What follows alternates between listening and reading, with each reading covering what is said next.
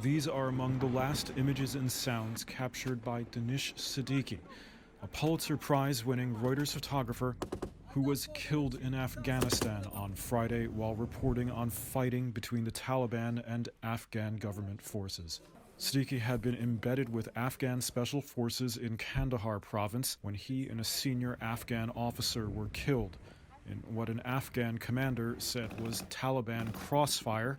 The Taliban say it isn't clear how Siddiqui died. A spokesperson told Reuters it wasn't aware there was a journalist in what it described as a fierce battle.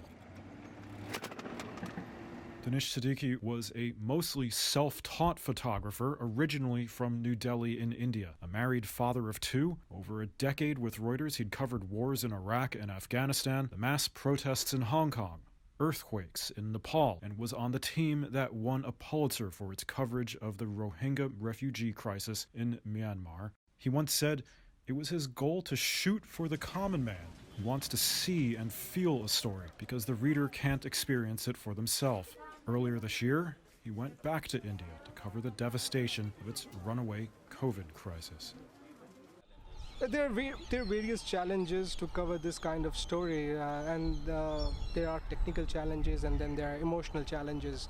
Technical challenges is to how to showcase this story in a dignified way, you know, and in a way that like people are, you don't go too close to it, and so that the dignity of the victim or his family is maintained.